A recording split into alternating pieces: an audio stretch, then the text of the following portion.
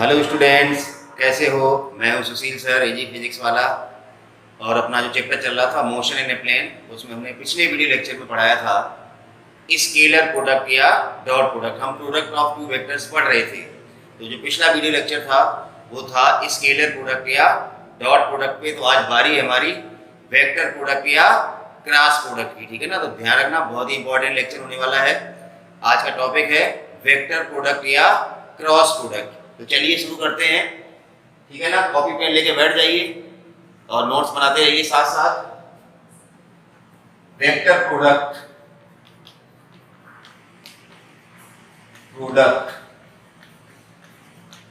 या cross product भी इसी को हम कहते हैं, क्रॉस प्रोडक्ट। हमने कल के ही वीडियो लेक्चर में बता दिया था, if product of two vectors is comes out to be a vector quantity then such product is called as vector product या cross product। मैंने बताया था if product of two vectors, हमें गुणा दो वेक्टर का ही करना, ध्यान रखना। कल हमने पढ़ाया था कि दो वेक्टर का प्रोडक्ट एक स्केलर मिलता था, तो उस प्रोडक्ट को हम कहते थे स्केलर प्रोडक्ट या डॉट प्रोडक्ट। अब हम आज बात करेंगे product of two vectors is comes out to be a vector quantity,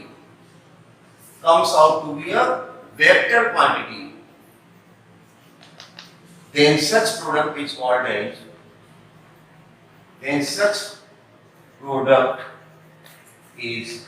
named as vector product या क्रॉस प्रोडक्ट। मैंने बताया था क्रॉस प्रोडक्ट इसको इसलिए कहते हैं कि it is represented by putting cross between two vectors. Vector product और क्रॉस प्रोडक्ट। फॉर एग्जांपल, जैसे कल हमने स्केलर प्रोडक्ट में एग्जांपल बताया था कि फोर्स वेक्टर है, डिस्प्लेसमेंट वेक्टर है, दोनों का प्रोडक्ट हमें क्या मिलता है? वर्क, जो कि एक स्केलर है। इसी तरह से यहां पर आज का एग्जांपल है टॉर्क या टाउ से रिप्रेजेंट करते हैं R क्रॉस F। फोर्स और परपेंडिकुलर डिस्टेंस का जो प्रोडक्ट होता है, परपेंडिकुलर डिस्टेंस मतलब हमने डायरेक्शन दे दिया डिस्टेंस का। टॉर्क है एंगुलर मोमेंटम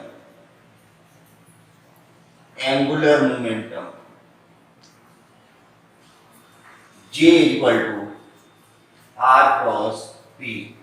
ये दो एग्जांपल बहुत ही नेसेसरली आपको पढ़ने 11th क्लास में, टॉर्क और angular momentum, both are the example of vector product. अब जैसे हमने कल स्केलर प्रोडक्ट या डॉट प्रोडक्ट को डिफाइन किया था कि dot product of two vectors is equal to the products of their magnitude and cosine of angle between them. तो आज कैसे डिफाइन करेंगे, देखिए। क्रॉस प्रोडक्ट या वेक्टर प्रोडक्ट एक ही बात होती है। Cross product of two vectors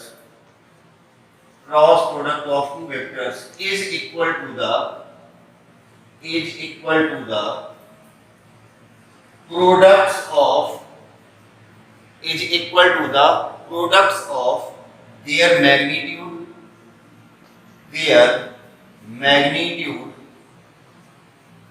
and sine of angle। वहां था कोसाइन, यहां पर sine of angle between them, that is A cross B equals to A का मैग्नीट्यूड, B का मैग्नीट्यूड साइन थीटा। अब देखिए डेफिनेशन में कितना ही आएगा, लेकिन हमने भी क्या बताया था कि दो वेक्टर का जब हम क्रॉस प्रोडक्ट लेते हैं तो हमें एक वेक्टर मिलेगा। अब इसमें तो कोई चीज वेक्टर है नहीं, ये मैग्नीट्यूड साइन थीटा वेक्टर है नहीं, तो इसकी जो डायरेक्शन मिलेगी वो कहां से मिलेगी? A क्रॉस B से हमें एक वेक्टर मिलेगा। जैसे R क्रॉस F किया तो हमें टाउ मिलेगा, तो टाउ की डायरेक्शन भी तो होगी ना। तो ऐसे ही A क्रॉस B की डायरेक्शन रिप्रेजेंट करने के लिए यहाँ पर एक और आता है यूनिट वेक्टर n कैप। तो सिंपली ऐसे लिख सकते हैं A क्रॉस B बराबर AB sine theta n cap.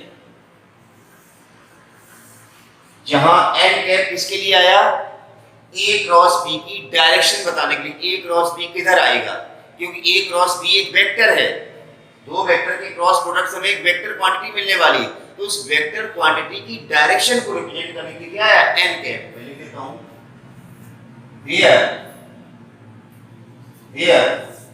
n cap is the unit vector, n cap is the unit vector represents the direction of a cross b। और हम clear कर दें, ये जो n cap आता है, n cap is always perpendicular to plane of a vector and b vector। मतलब n cap की जो डायरेक्शन होगी a वेक्टर और b वेक्टर दोनों के प्लेन के परपेंडिकुलर होगी। जैसे मान लो हमारे पास ये दो वेक्टर है a और b, तो इनके क्रॉस प्रोडक्ट से जो भी डायरेक्शन आएगी वो इसके प्लेन के परपेंडिकुलर, तो ऊपर होगी या नीचे होगी, मतलब इस प्लेन के परपेंडिकुलर होगा। समझ गए ना?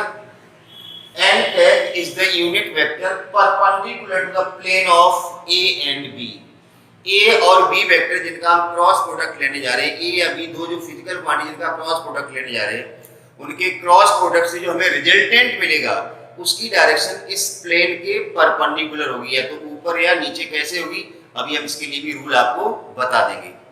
तो कुल मिला के एक लाइन में समझिए कि a क्रॉस b ये क्रॉस प्रोडक्ट है, इसके क्रॉस प्रोडक्ट से आपको वेक्टर मिलेगा, जो वेक्टर मिलेगा उसकी डायरेक्शन n कैप द्वारा दी जाएगी, और n कैप किधर आएगा, a b जिस प्लेन में है उस प्लेन के परपेंडिकुलर आएगा। जैसे आपने कहा torque equal to r cross f, तो r और f जिस प्लेन में होंगे उसके परपेंडिकुलर डायरेक्शन में टॉर्क लगेगा, ये मतलब है इसका। तो चलिए थोड़ा आगे बढ़ते हैं, ये तो डेफिनेशन होगी क्रॉस प्रोडक्ट की। अब हम डायरेक्शन की बात कर लेते हैं, थोड़ा सा डायरेक्शन की बात कर लेते हैं।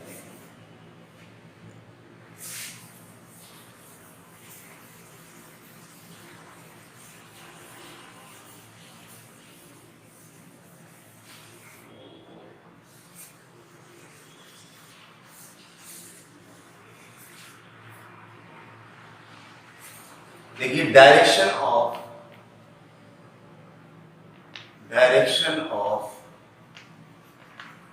ए क्रॉस बी की डायरेक्शन हम कैसे निकालेंगे? दो वेक्टर ले लो, ए वेक्टर और बी वेक्टर के बीच में एंगल थीटा है, ए क्रॉस बी बराबर ए बी साइन थीटा, ठीक है ना? अब हम बता रहे हैं राइट हैंड थंब रूल या राइट हैंड स्क्रू ले लो, राइट हैंड थंब रूल या स्क्रू रूल।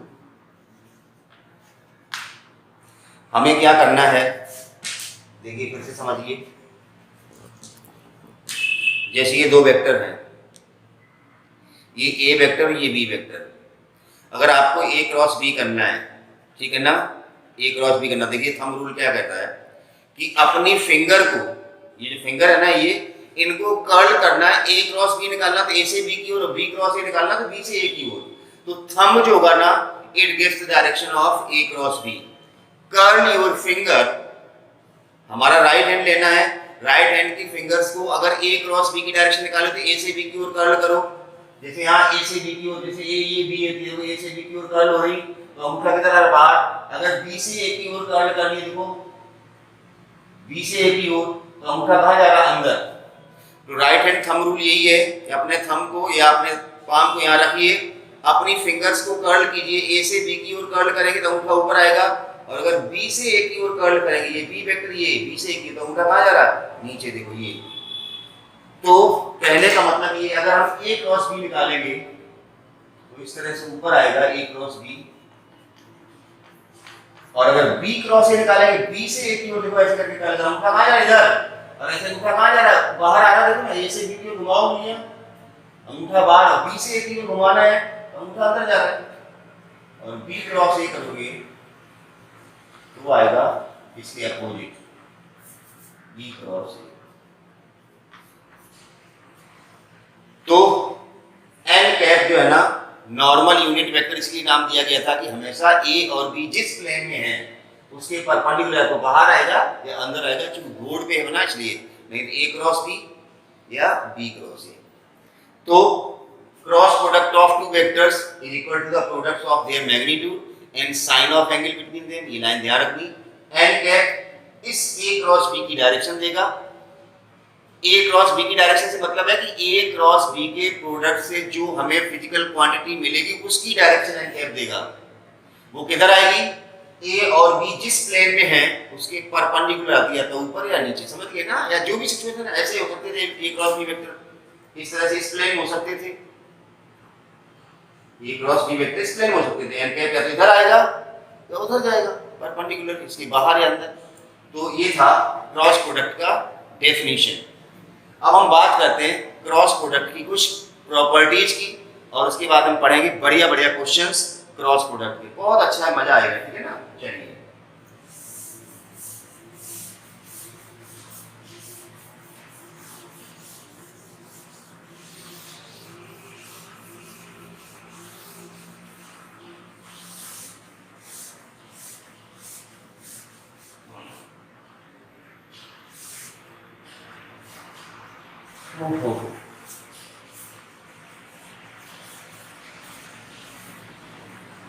चलिए अब हम कुछ प्रॉपर्टीज बात करते हैं। हमने क्रॉस प्रोडक्ट पढ़ लिया है। हमने क्रॉस प्रोडक्ट की पढ़ा, ए क्रॉस बी बराबर a B sine theta n cap. इस तरह से ये ए वेक्टर होता है, ये बी वेक्टर होता है, ये एंगल थीटा है। अभी बताया था ए क्रॉस बी ऊपर जा रहा था और बी क्रॉस ए नीचे आ रहा था। इतनी बात हो चुकी है, ठीक है?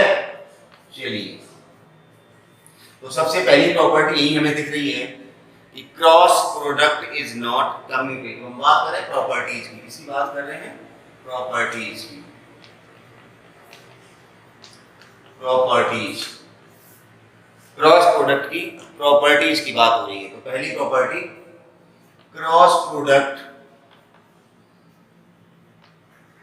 Is not commutative. जबकि हमने बताया था डॉट प्रोडक्ट में कि डॉट प्रोडक्ट इज कम्यूटेटिव। हम ए डॉट बी कर रहे थे और बी डॉट ए कर रहे थे, दोनों चीजें सेम आ रही थी। लेकिन क्रॉस प्रोडक्ट के केस में ऐसा नहीं हो रहा है। Is not commutative. Commutative, cross product is not commutative, that is a cross B is not equals to B cross a. और हमें दिख भी रहा है ए क्रॉस बी अगर ऊपर है तो बी क्रॉस ए किधर आ रहा है? नीचे। दोनों एक दूसरे के अपोजिट होते हैं, याद भी कर लो। ये बराबर तो नहीं होते, लेकिन होते कैसे हैं? A cross B is equals to minus of B cross A. ये रिलेशन होता दोनों में, एक माइनस साइन का अंतर होता है, तो कम्यूटेटिव नहीं होता है। दूसरी प्रॉपर्टी,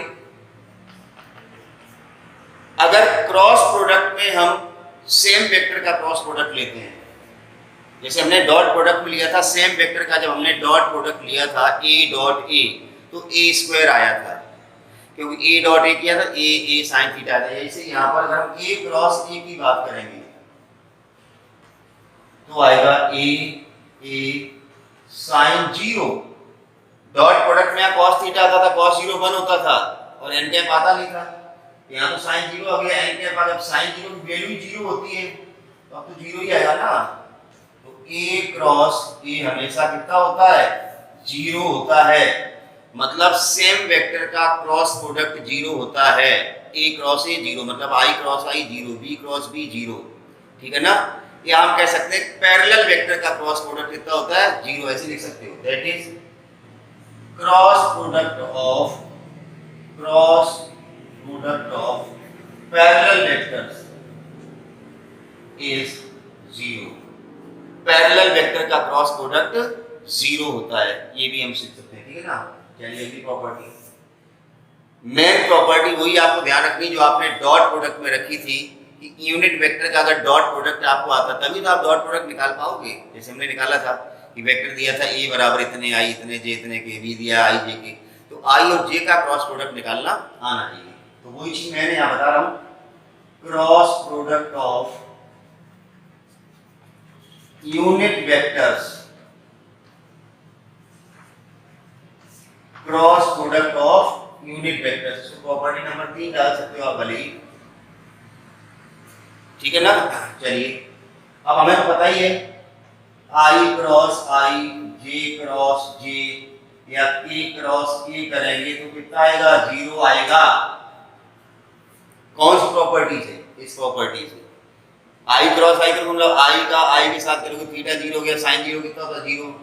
तो डॉट प्रोडक्ट में सेम वेक्टर का डॉट प्रोडक्ट 1 आया था, लेकिन क्रॉस प्रोडक्ट में सेम वेक्टर का क्रॉस प्रोडक्ट 0 आता है, याद कर लेना। अब आ जाओ आई क्रॉस जे पर। अगर हमें पता है, ये देखो आई जे और के, ये आई जे और के तीनों म्यूचुअली परपेंडिकुलर होते हैं, बार बार बताने की आवश्यकता नहीं है, आपको पता है। तो अगर हम आई क्रॉस जे करेंगे, आई क्रॉस जे करेंगे तो क्या आएगा, आई का मैग्नीट्यूड आएगा 1 जैसे डॉट प्रोडक्ट किया था, जे का मैग्नीट्यूड आएगा 1, साइन 90 आएगा 1, आई जे परपेंडिकुलर है, साइन थीटा जगह 90 आएगा, साइन 90 कितना होगा 1। अब बचेगा एन कैट, और एन कैट बेसिकली होता क्या है, अभी बताया था मैंने, n cap is the unit vector perpendicular to i and j. तो आई और जे के परपेंडिकुलर यूनिट वेक्टर होता क्या है, के होता है। तो यहाँ एन कैट का मतलब क्या है, इनके दोनों के परपेंडिकुलर जो आएगा यूनिट वेक्टर वो यहाँ लगेगा। तो के क्या टाइप है, तो आई क्रॉस जे क्या होगा, आई क्रॉस जे इक्वल टू होगा के कैट। तो दो परपेंडिकुलर यूनिट वेक्टर कर लेंगे, आई जे के आई, तो इनका क्रॉस प्रोडक्ट लेंगे तो परपेंडिकुलर डायरेक्शन में जो यूनिट वेक्टर आता है वही आएगा। तो आई क्रॉस जे क्या आएगा, के, जे क्रॉस के क्या आएगा, आई आएगा, और के क्रॉस आई क्या आएगा, जे आएगा। ये बात याद कर लेना, लेकिन इसमें गलती के चांस 99% रहते हैं बच्चे के साथ। कारण जब हम दो वेक्टर का क्रॉस प्रोडक्ट लेंगे और आपने अपना जो कन्वेंशनल मीनिंग है, मेथड है जो हम बता रहे हैं, इससे अगर किया तो आपका गलत हो जाएगा 100%, 99 बल्कि 100%। कारण ये कि जब हम गुणा करते हैं तो हमें ये ध्यान रखना है हम आई के साथ जे का गुणा कर रहे हैं, जे के साथ आई। आपको तो दोनों एक जैसे ही दिखते हैं ना, आई जे करो या जे आई करो, लेकिन यहाँ उल्टा होता है, a क्रॉस b equal to minus b cross, जैसे आई क्रॉस जे अगर k है, आई क्रॉस जे करके, तो अगर हम जे क्रॉस आई करेंगे तो माइनस का के आएगा, उल्टा आएगा माइनस के साथ। तो यहाँ पर वही माइनस वाला लोचा है। तो आपको हम एक नया तरीका बता रहे हैं, ये तो आपको ध्यान रखना ही है, लेकिन नया जो तरीका बता रहे हैं उससे आपकी गलती होने की संभावना 0 हो जाएगी, ठीक है ना। तो उसको आपको ध्यान रखना है। चलिए देखते हैं।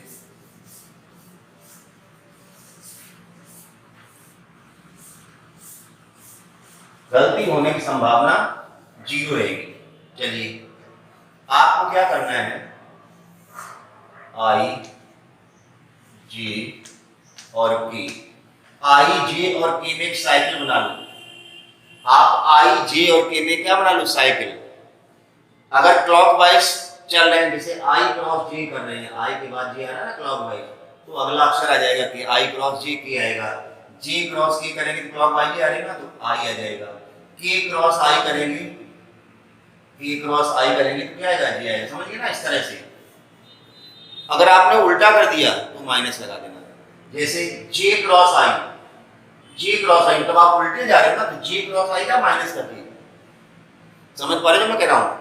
क्लॉकवाइज चलने पर तो प्लस में आएगा अगला लेटर, अगला लेटर का मतलब आई जे का कर रहे तो आई के आगे के है तो के आएगा, जे के का कर रहे तो जे और के आगे क्या आई आएगा, अगला आगे वाला लेटर आएगा, ठीक है ना।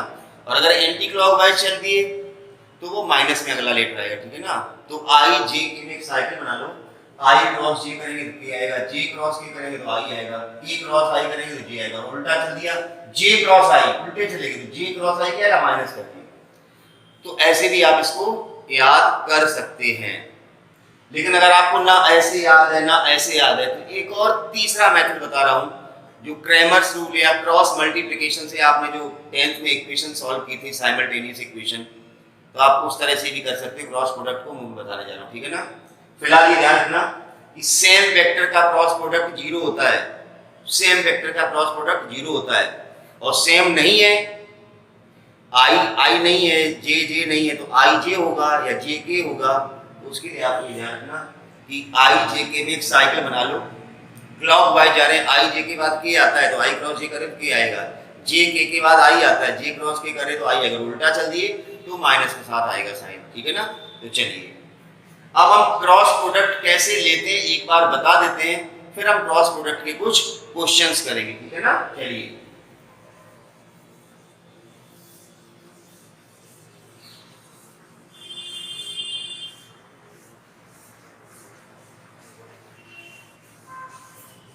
देखो, मैंने बताया था कि जैसे आपको क्रॉस प्रोडक्ट लेना है दो वेक्टर, जैसे मान लो ए वेक्टर बराबर बी वेक्टर ले लो, 2i + 3j - 2k, और बी वेक्टर आपने ले लिया 3i - j + 2k, ऐसा कुछ भी ले लिया आपने, ठीक है ना, बी वेक्टर। अब इनका जब हम क्रॉस प्रोडक्ट लेंगे तो बहुत लंबा हो जाएगा, i का i के साथ 0 हो जाएगा, फिर इस i का j में करेंगे तो k आएगा, फिर i का k में करेंगे, ध्यान रखना i का k में करेंगे तो i के बाद हम k ले रहे हैं तो -j आएगा। इसी तरह से j का i में करेंगे, j का i में, j के बाद i नहीं आता, j क्रॉस i है, j के बाद क्या आता k, लेकिन j के बाद हम i ले रहे हैं तो माइनस का k आएगा। तो कहने का मतलब गलती होने की अपार संभावनाएं हैं, गलती हो ही जाएगी। तो आपको जो तरीका बता रहा हूँ क्रॉस प्रोडक्ट लेने का वही आपको अप्लाई करना है, ठीक है ना। लेकिन इसका मतलब ये कहते हैं कि आपको i क्रॉस j की होता है, ये ध्यान नहीं रखना है। तो क्रॉस प्रोडक्ट कैसे लेना देखिए, अब a क्रॉस b लेना बता रहे हैं, ध्यान से समझ लीजिए, उसके बाद हम क्वेश्चन करेंगे। हमें पता दो वेक्टर है ए और बी, इनके क्रॉस प्रोडक्ट से एक वेक्टर ही आएगा, मतलब आंसर i j k में ही आएगा, जो कि कल नहीं आ रहा था। पिछले वीडियो लेक्चर में जो हमने स्केलर प्रोडक्ट का बताया था उसमें स्केलर आ रहा था, यहाँ वेक्टर है। अब देखिए i j और k लिख लो, i j k लिख लो।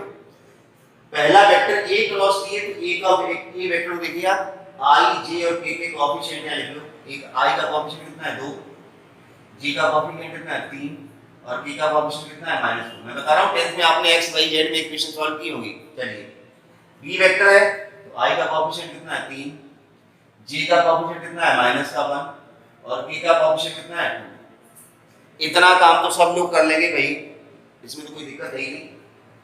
अब आपको क्या करना है देखिए, अब हमें पता है इनके क्रॉस प्रोडक्ट से हमें वेक्टर ही मिलेगा, आंसर i j k में ही आएगा। मैंने कहा एक एक करके करेंगे तो गलती होने की संभावना ज्यादा, जैसे मैंने बता रहा था। आपको क्या करना है, एक तो i का टर्म आएगा, i लिख लो, फिर दूसरा j का टर्म आएगा, j लिख लो, फिर तीसरा k का टर्म आएगा, k लिख लो। इस तरह से कोई वेक्टर आएगा। हमने ऑल्टरनेट साइन लगाए, प्लस माइनस प्लस, ध्यान रखना हमने ऑल्टरनेट साइन इसलिए लगाया क्योंकि हम मल्टीप्लिकेशन का ऑर्डर चेंज नहीं करेंगे, कि हम बताएंगे बीच में।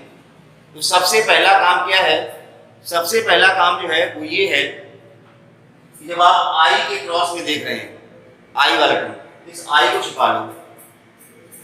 अब आपके पास ये 4 नंबर दिख रहे हैं, आपको मल्टीप्लाई ऐसे करना है, पहले ऐसे करके न्यू करना है, आपको ऐसे आना है न्यू, फिर ऐसे जाना है, ये आपको रास्ता अपनाना है। ऐसे आकर के ऐसे जाना है और बीच में माइनस का चिन्ह लगाना है, ये ध्यान रखना टेक्निक। तो जैसे आपने कहा i को छुपाना है तो i को छुपा लिया, तो ऐसे आना है, मतलब आपको ऐसे आना 3 से 4 करना है, ऐसे करके फिर ऐसे करके वापस जाना है, ऐसे आना है और फिर ऐसे जाना है। तो पहले 3 और 2 का मल्टीप्लाई करें कितना हो जाएगा 6, फिर बीच में माइनस का चिन्ह, ये जो माइनस है ना ये तो आपको लगाना ही है, लगाना है, ये तो भूल मत जाना। तो पहले इसका गुणा कर लिया, क्यों मैंने कहा ना ऐसे आएंगे, फिर गुणा करने के बाद फिर ऐसे जाएंगे। तो अब इनका गुणा करो, -2 और -1 का गुणा कितना होगा 2, ये तो लगाना ही है बीच में, ठीक है ना, समझ गए टेक्निक। अब आ जाओ, इसको बंद कर लो। अब जब हम j का लेंगे क्रॉस, हमें j को छुपाना है और मल्टीप्लिकेशन का ऑर्डर चेंज करना है, तो हमें ऑर्डर चेंज नहीं करना, इसलिए हमने पहले से माइनस लगा लिया। अब हम यही रास्ता चुनेंगे, हमने यहाँ माइनस ऑलरेडी लगा दिया है, अब हमारा मेथड यही रहेगा। तो माइनस हमने लगा दिया, j को छुपा लो अब आपको ये 4 नंबर दिखेंगे, ये वाले, ये छुपा लिया ना, ये और ये गुणा वैसे करना, पहले ऐसे ही आना है, मतलब पहले ऐसे, मतलब यही रास्ता लेना है। 2 2 जा 4, ये माइनस तो लगाना ही है आपको बीच में, ये तो लगाना ही है माइनस, ये तो माइनस लगाना ही है। तो 2 2 जा 4, आप इसका इसका गुणा करो, 3 और -2 का, तो माइनस का 6 आएगा, ये लगाना ही था। अब ऐसे के को बंद कर लो, तो पहले इसका इसका गुणा होगा, इसका और इसका, तो माइनस का 2, और ये तो बीच में माइनस लगाना ही है, फिर 3 3 जा 9, खत्म। गलती होने की संभावना ही खत्म होती है, गलती हो ही नहीं सकती है। चलिए 6 - 2 कितना बचेगा, 4i, तो आंसर आएगा 4i, minus minus minus plus हो जाएगा, 4 6 10, ये 4 6 10, तो माइनस का 10j, -2 और -9, माइनस का 11, माइनस का 11, ये आंसर आ गया। A क्रॉस B ये वेक्टर आ गया। अब इसका अगर मैग्नीट्यूड निकालना है, इसका स्क्वायर इसका स्क्वायर इसका स्क्वायर, तो कहने का मतलब है क्रॉस प्रोडक्ट लेने में कुछ भी नहीं है।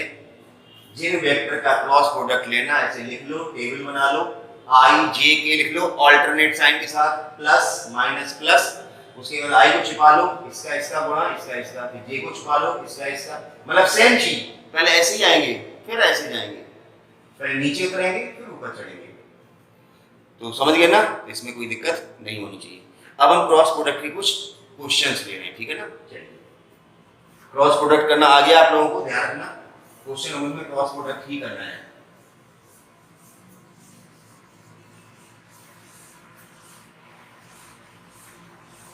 अभी मैंने बताया था कि cross product of two parallel vector is always 0, a cross a 0 था, तो कई बार क्वेश्चन आ जाता है कि प्रूव करो ये दोनों वेक्टर पैरेलल हैं या नहीं है। तो देखिए दो वेक्टर पैरेलल होंगे तो उनका क्रॉस प्रोडक्ट 0 आएगा, ये तो ठीक ही है, लेकिन एक और चीज बता दें, अगर दो वेक्टर एक दूसरे के मल्टीपल हैं, जैसे मैंने कहा कि ए वेक्टर जो है ना वो i - j + 2k है, और जो b वेक्टर है वो है 2i - 2j + 4k सपोज। अब अगर गौर से देखें, ये जो b वेक्टर दिया है ना आपने, आपका जो b वेक्टर है बेसिकली वो ट्वाइस ऑफ a वेक्टर है।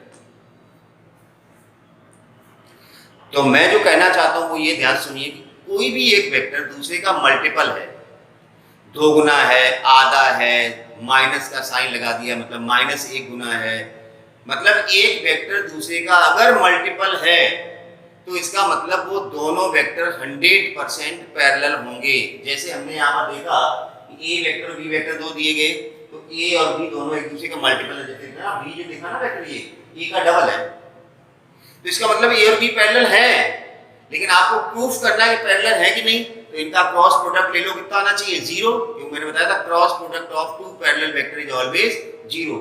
तो इनका क्रॉस प्रोडक्ट ले जरा, ए क्रॉस बी, मैंने भी क्या बताया था, इस तरह से लिख लो i j k, यहाँ कोएफिशिएंट 1, यहाँ कोएफिशिएंट माइनस का 1, यहाँ कोएफिशिएंट कितना है 2, यहाँ 2, यहाँ माइनस का 2, फिर यहाँ 4, हो गया।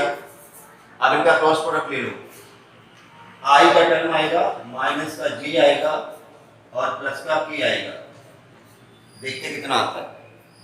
i का लेना है, तब आपको चूंकि ट्रेंड हो गया i को छुपा लो, इसका इसका गुणा करो, माइनस का 4, इसका इसका गुणा, यहाँ बीच में माइनस लगेगा, ये लगता ही है, ये वाला लगता ही है, फिर इनका इनका गुणा करोगे तो माइनस का 4 आएगा। तो देखो माइनस माइनस प्लस हो जाएगा ना, -4 + 4 0 हो गया।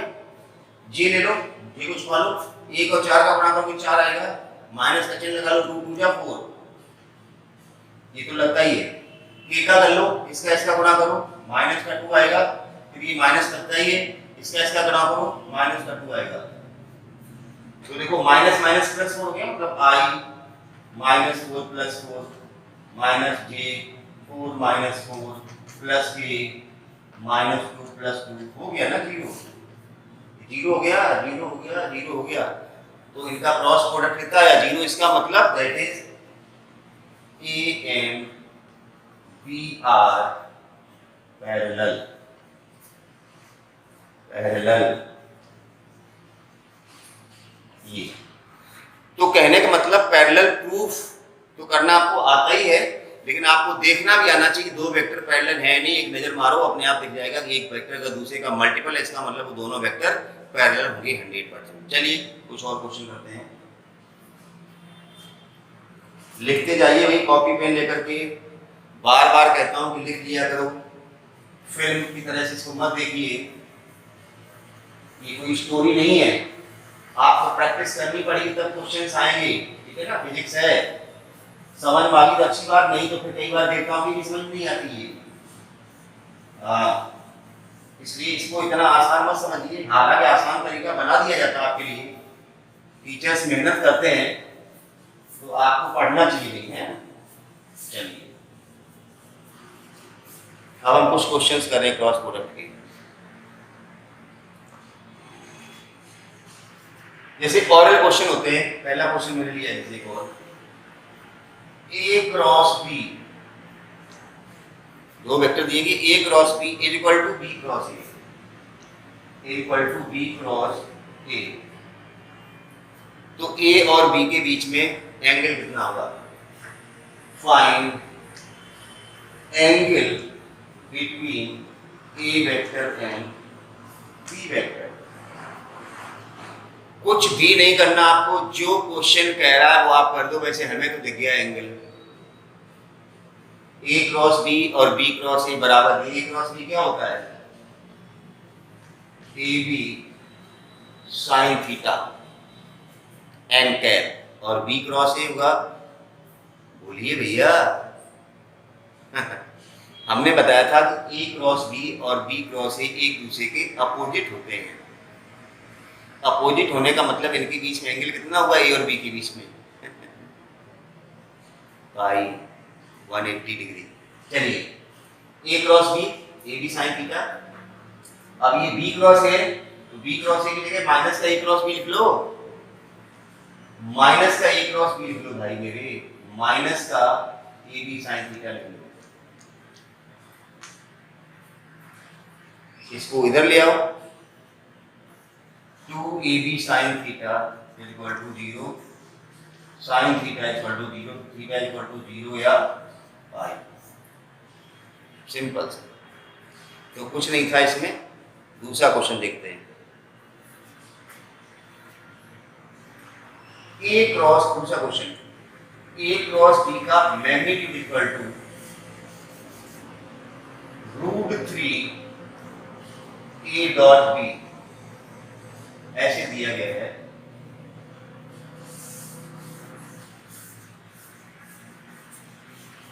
ए क्रॉस बी का magnitude equal to √3 A B, तो find angle between A and B. जो क्वेश्चन कह रहा है वो एज इट इज करते जाइए। ए क्रॉस बी का मॉड है, मॉड का मतलब आपको डायरेक्शन नहीं देंगे। ए क्रॉस बी का मॉड क्या आएगा? A B sine theta. Modulus ही लेना, डायरेक्शन लेनी होती तो हम एन कैप और लगा देते, मत लगाओ। Equal to √3 A dot b क्या होता है? A b cos theta. A b से ए बी गया, साइन नीचे cos ले आओ, tan theta equal to √3 theta बराबर, अब आप समझ सकते हैं 60 डिग्री। साइन 60 √3/2, हाँ ठीक है। tan थीटा √3 तो थीटा इक्वल टू 60 डिग्री। हो गया क्वेश्चन। अब एक और क्वेश्चन है, यही क्वेश्चन है ए क्रॉस बी का मॉड। नेक्स्ट क्वेश्चन की बात कर रहा हूं मैं, question number 3। A cross b mod is equal to √3 A dot b, then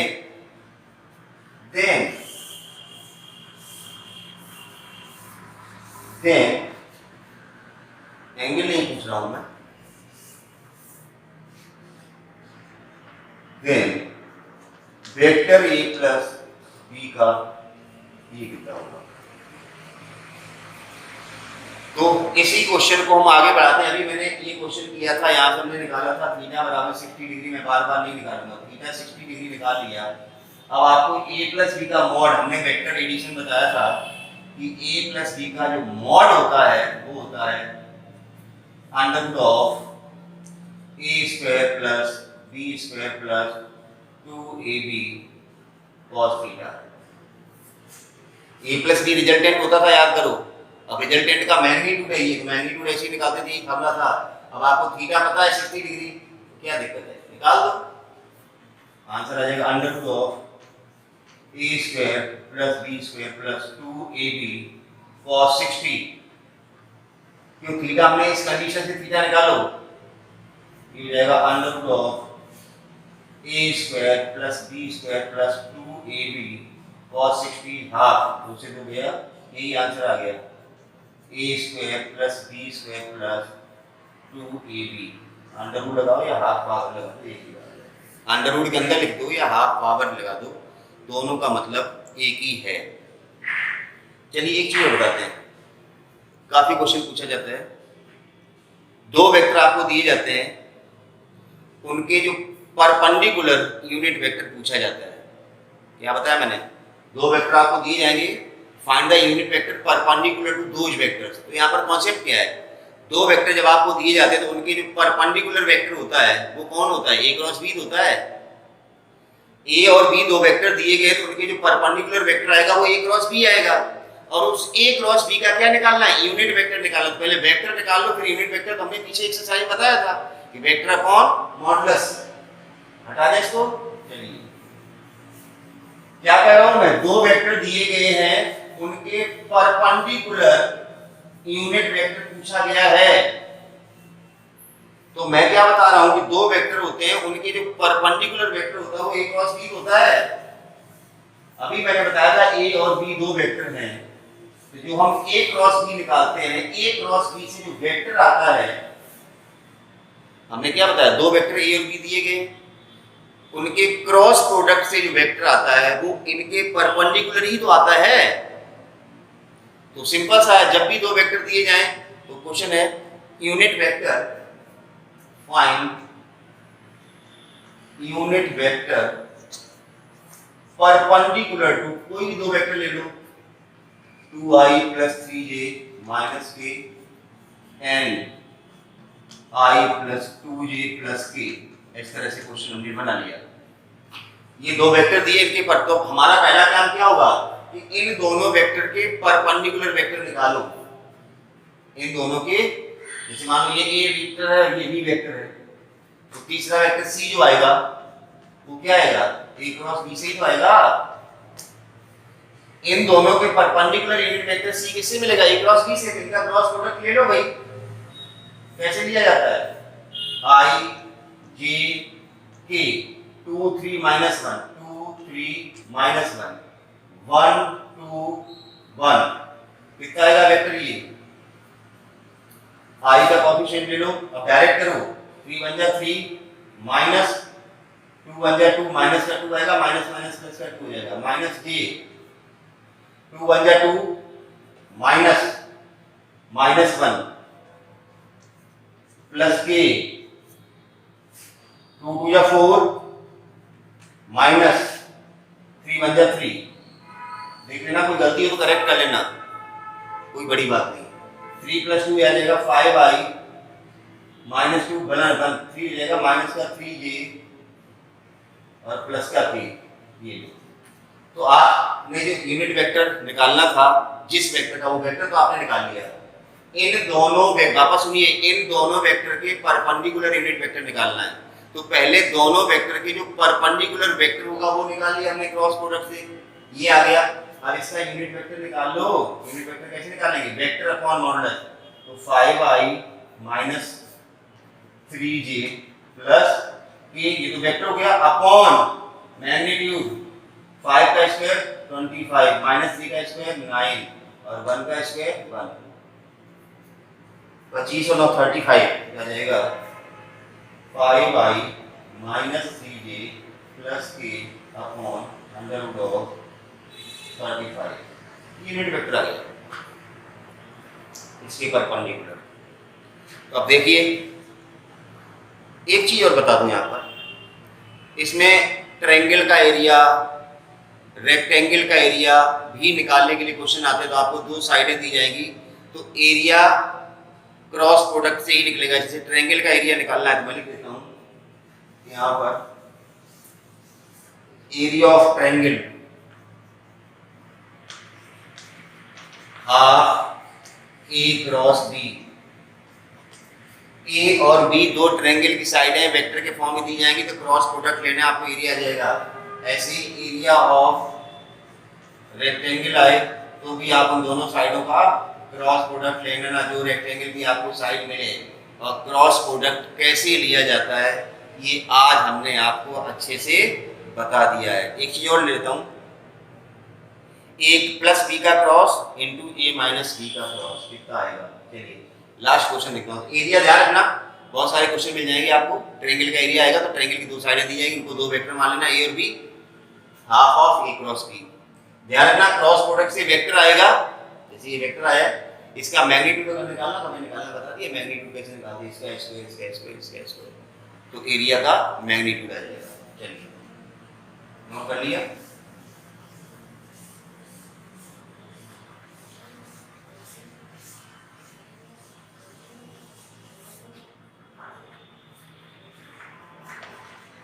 A plus B vector cross A minus B vector is equal to how much. बहुत ही basic सा question है, मैंने लास्ट में इसलिए डाला कि आपने क्रॉस प्रोडक्ट कितना सीखा है। चलिए पॉज करिए, 1 मिनट आपके पास टाइम है, इतनी देर में तो हो जाना चाहिए। 1 2 3 4 5 6 7 8 9 10। चलिए देखिए, हमने कहा था कि आपको क्रॉस प्रोडक्ट भूलना भी नहीं है। ऐसा नहीं कि आपको डिटरमिनेंट या ग्रामर स्कूल बता दिया गया तो आप क्रॉस प्रोडक्ट को भूल जाएंगे। चलिए क्रॉस प्रोडक्ट पहले ए का क्रॉस करो, इसका इससे करेंगे तो क्या आएगा ए क्रॉस ए, फिर ए का बी से करेंगे तो माइनस ए क्रॉस बी। माइनस क्यों लगा, कि माइनस है ना। फिर बी का ए से करेंगे प्लस बी क्रॉस ए, फिर बी का बी से करेंगे माइनस बी क्रॉस बी। देखो ये सेम वेक्टर है, ये कितना होता है 0, ये सेम वेक्टर ये कितना होता है 0। अब आपके क्या पास क्या बचा, माइनस का ए क्रॉस बी ये बचा, और प्लस का बचा है बी क्रॉस ए। ये जो माइनस का ए क्रॉस बी इसको हम बी क्रॉस ए लिख सकते हैं। A cross B equal to minus B cross A, minus का A cross B cross A लिख लिया प्लस बी क्रॉस ए। इसका आंसर आ गया ट्वाइस ऑफ बी क्रॉस ए। तो बेसिक्स भी नहीं आपको भूलना भैया, ये क्वेश्चन था आपके सामने। तो this is all about vector product और क्रॉस प्रोडक्ट। तो हमने 2 वीडियो लेक्चर में इसको कंप्लीट किया है। पिछला जो वीडियो लेक्चर था वो स्केलर प्रोडक्ट या डॉट प्रोडक्ट पे था, और जो आज वाला वीडियो लेक्चर है वो वेक्टर प्रोडक्ट या क्रॉस प्रोडक्ट पे था। तो दोनों ही काफ़ी कॉन्सेप्चुअल पार्ट थे। तो क्रॉस प्रोडक्ट और डॉट प्रोडक्ट इनकी आगे भी बहुत ज़रूरत पड़ेगी, हमें 12th में भी ज़रूरत पड़ेगी, तो आप इनको अच्छे से कर लें। कोई भी डाउट हो तो मैंने जैसा पहले भी कहता रहा हूँ, कमेंट बॉक्स में आप कमेंट करके पूछ लिया करें, लेकिन मुझे नहीं लगता ये आप पूछते हैं, ठीक है ना। कमेंट बॉक्स में कमेंट आते हैं, good morning sir, good evening sir, nice explanation and all that. Problem शायद ही कोई बच्चा पूछता हो कभी कभार, तो आपसे बार बार कहा जाता है कि अगर आपको कोई भी चीज़ नहीं आए या कोई क्वेश्चन आपके दिमाग में आ रहा है related to that video lecture, तो you can ask in comment box, ठीक है ना। तो चलिए पढ़ते रहिए, ध्यान रखिए अपना स्वास्थ्य का, पेरेंट्स का ध्यान रखिए। Thank you for watching.